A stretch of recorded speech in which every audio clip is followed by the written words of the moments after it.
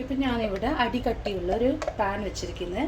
അതിലേക്ക് നമുക്ക് ഒരു 1/2 ടേബിൾ സ്പൂണ് നെയ്യും കൂടി ആഡ് ചെയ്ത് കൊടുക്കാം.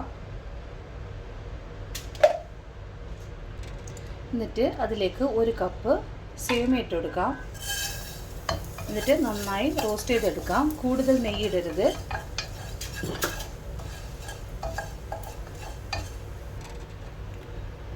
ഈ കപ്പും സെയിം ആണ്. അപ്പോൾ ഏത് കപ്പാണ് നിങ്ങൾ കയ്യിലിരിക്കുന്നത് അതെടുത്ത് യൂസ് ചെയ്യാം. ഇപ്പോൾ നന്നായി റോസ്റ്റ് ആയിരിക്കുന്നത്. ഇത് വേറൊരു പാത്രത്തിലോട്ട് നമുക്ക് മാറ്റാം. എന്നിട്ട് ഇതിലേക്ക് നമുക്ക് 1 ലിറ്റർ പാലും കൂടി ആഡ് ചെയ്ത് കൊടുക്കാം.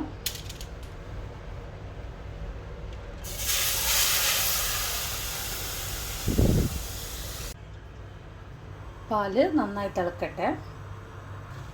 പാല് ഇപ്പോൾ ചൂടായി വരുന്നുണ്ട്. അപ്പോൾ അതേ പാലിൽ തന്നെ നമുക്കൊരു 1/2 കപ്പ് പാല് എടുത്ത് മാറ്റി വെക്കാം. ചൂട് പാലായിരിക്കണം.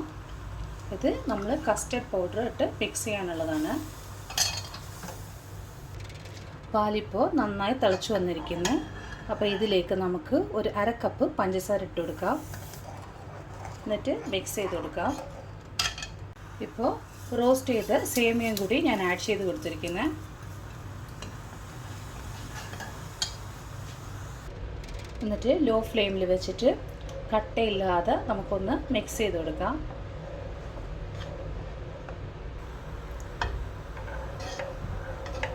നന്നായി തിളക്കട്ടെ. എന്നിട്ട് നമുക്ക് കസ്റ്റർഡ് മിക്സ് ഇതിൽ ആഡ് ചെയ്ത് കൊടുക്കാം.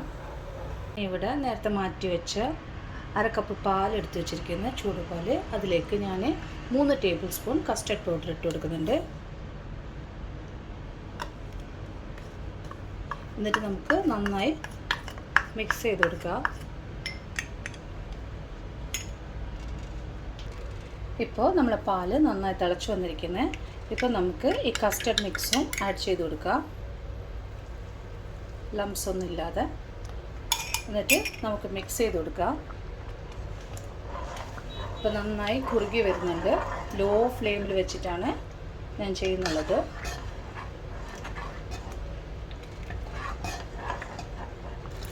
ഇപ്പോൾ നമുക്ക് ഒരു 1/2 കപ്പ് കണ്ടൻസ്ഡ് മിൽക്കും ആഡ് ചെയ്ത് കൊടുക്കാം. ലാസ്റ്റാണ് ഞാൻ ആഡ് ചെയ്യുന്നുള്ളത്. ഇപ്പോൾ നമ്മളെ കസ്റ്റർഡ് പൗഡർ എല്ലാം നന്നായി കുക്കായി വന്നിരിക്കുന്നത്. ഇപ്പോൾ നമുക്ക് ഗ്യാസ് സ്റ്റവ് ഓഫ് ചെയ്യാം. ഇത്രയും കട്ടി വേണ്ടെങ്കിൽ കുറച്ചും കൂടി പാൽ ഒഴിച്ചു കൊടുക്കാം. ഞാനൊന്നും ആഡ് ചെയ്യുന്നില്ല ഇവിടെ.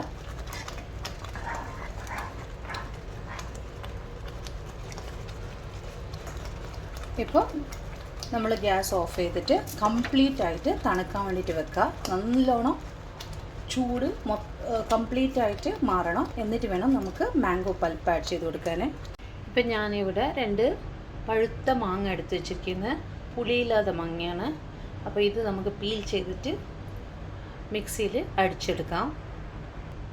ഇപ്പോൾ ഈ മാങ്ങയിലേക്ക് നമുക്ക് കുറച്ച് പഞ്ചസാര ഇട്ട് കൊടുക്കുക. ഏകദേശം 2 ടേബിൾ സ്പൂണിൻ്റെ അടുത്ത്.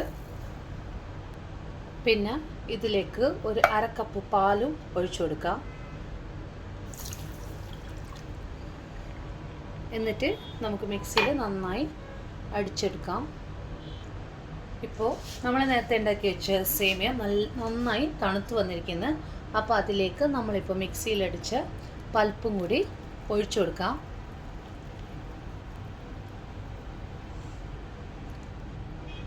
ഇപ്പോൾ നന്നായി നമുക്ക് മിക്സ് ചെയ്ത് കൊടുക്കാം.